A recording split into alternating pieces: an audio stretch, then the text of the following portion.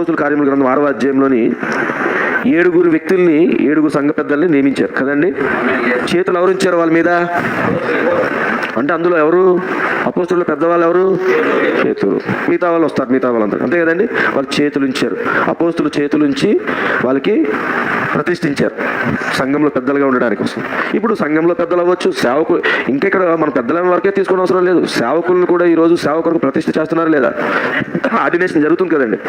So ఇక్కడ మరి అందులో యేసు ప్రభు వారు యొక్క రొమ్మును అనుకున్న శిష్యుడు యోహాను ఉన్నాడు. అలాగే యేసు ప్రభు వారిని మేము ఆయన గాయములు తాకితేనే కానీ నేను నమ్మనని చెప్పినటువంటి తోమా ఉన్నాడా లేదండి. అలాగే పేతురు కూడా ఉన్నాడు. ఇంకా చాలా మంది, నతానియేలు ఉన్నాడు.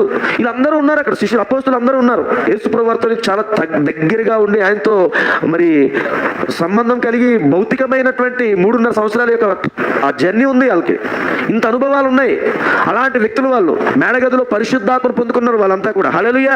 అలాంటి గొప్ప వ్యక్తులు ఇప్పుడు ఈ 7 వ్యక్తుల మీద చేతులు ఉంచారు. అయితే మరి 7 వ్యక్తుల మీద చేతులు ఉంచినప్పుడు ఈ నికోలస్ ఎందుకు తప్పిపోయాడు? మరి చేతులు ఉంచింది మామూలు వ్యక్తులు కాదు కదా.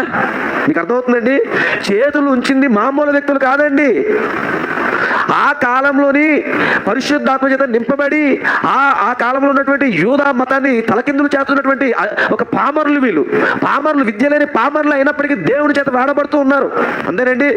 అలాంటి గొప్ప శక్తి, దేవుని శక్తి వారి మీద కుమ్మరించబడి వారి యొక్క నడికట్లు, వారి యొక్క నీడలు పడినప్పుడు రోగులు స్వస్థపరచబడము చూసారా. ఎన్నో గొప్ప కార్యాలు, ఇంత బలంగా పరిశుద్ధాత్మ శక్తి చేత నింపబడుతున్నటువంటి అపోస్తులు వారి మీద చేతులు ఉంచినప్పుడు ఆ శిష్యులు ఎలా ఉండాలి? ఎక్కడ కూడా తప్పిపోకూడదు. చేతులు ఉంచిన వ్యక్తులు సామాన్యులు కారు. అలాంటి వ్యక్తులు అలాంటి చేతులు ఉంచినప్పుడు వీళ్ళు ఇంకా బలంగా పరిచర్య చేసి ముందుకు వెళ్ళాలి. మరి అలాంటి పరిచర్య చేయాల్సినటువంటి ఈ నికోలస్ తప్పిపోయాడు. ఇప్పుడు తప్పెవరిది? చేతులు ఉంచిన వాళ్ళ. మీకు అర్థమవుతుందండి? చేతులు ఉంచుట ద్వారా నీ లోపల ప్రవక్త చెప్పారు కదా, అసలైనటువంటి విత్తనం ఎక్కడుంది? మన లోపల ఉంది. నువ్వు నిజంగా వాక్య విత్తనంగా నువ్వు కలిగి ఉంటే నీ మీద చేతులు వచ్చినప్పుడు పరిశుద్ధాత్మ అనే వర్షం నీ మీద కురిసినప్పుడు నువ్వు వాక్య విత్తనం కాబట్టి వాక్య విత్తనంగా ముడుచుకుంటూ వస్తావు. ఒకవేళ అపవాదికి అవిశ్వాసం అనే విత్తనం నీలో ఉందనుకోండి, పరిశుద్ధాత్మే వర్షం కురిసినప్పుడు ఇప్పుడు ఏమవుతుంది? ఆ అవిశ్వాసం అనే విత్తనమే మొలకెత్తుకుంటూ వస్తుంది. అంతేనండి. సో ఇక్కడ చేతులు ఉంచడం ఇక్కడ ప్రాముఖ్యం కాదు, లోపల ఉన్న విత్తనం ముఖ్యం. నీ లోపల ఏముంది? విశ్వాసం ఉందా?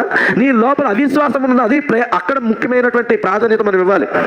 కానీ ఈరోజు చాలా మందికి తెలియని విషయం ఏమిటంటే, ఆ పాస్టర్ గారు చేతులుంచి అతన్ని అభిషేకించారు, అతను తప్పిపోయాడు అని చెప్తుంటారు. మనం వింటూనే ఉంటాం చాలా విషయాలు ఇలాంటివన్నీ కూడా. కానీ ఇక్కడ గమనించాల్సింది, మరి ఇప్పుడు పేతురు తప్పిపోయినట్టే సరేండి, అక్కడ మిగతా అపోస్తులు అందరూ తప్పిపోయినట్టే. ఎవరి మీద చేతులు ఉంచాడు? ఎవరి మీద అండి?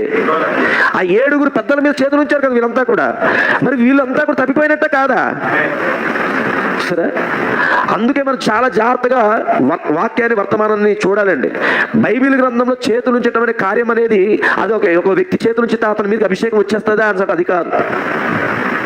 చేతులు ఒక వ్యక్తి చేతులు ఉంచితే అభిషేకం అక్కడికి వచ్చేస్తుందంటే అది కాదు. అది సరే, హల్లెలూయా. కాబట్టి ఇక్కడ మనం చూస్తున్న కార్యం ఏమిటి అంటే, అపోస్తులు చేతులు ఉంచారు కానీ తప్పిపోయాడు. చేతులు ఇచ్చినా సరే తప్పిపోయాడు. మన ఆలోచన మార్చుకోవాలి. అప్పుడు మన ఆలోచన మన సొంత ఆలోచనల మీద పరిగెట్టకూడదు, వాక్యం మీదకి రావాలి మన ఆలోచన. ఇప్పుడు వాక్యంలో చెప్పింది, వాక్యంలో తెలియజేస్తుంది, అప్పుడు నువ్వు మనసు మార్చుకోవాలి కదా. మనసు మార్చుకోకుండా కఠినంగా ఉంచుకుంటున్నాము అని అంటే వాక్యం వల్ల చెప్పినా కానీ లేదు. ఆ సేవకుడు అసలు తప్పు చేశాడు, అభిషేకిస్తే అతను తప్పులో పడిపోయినట్టే. ఇవే కనబడుతుంటాయి చాలా మందికి అభిషేకాలు ఎలా జరిగిపోతుంటాయి అంటే విత్ ఇన్ సెకండ్స్లోనూ జరిగిపోయి ఉంటాయి. కొంతమంది జీవితకాలం అంతా కూడా ఉండవు. ఎందుకంటే ఇది బేస్ చేసుకునే. కానీ బైబిల్ గ్రంథం క్లియర్గా తెలియజేస్తుంది, చేతులు ఇచ్చిన వాడి ద్వారా అభిషేకం రాదనేసి. అభిషేకం ఆయన ఇవ్వాలి.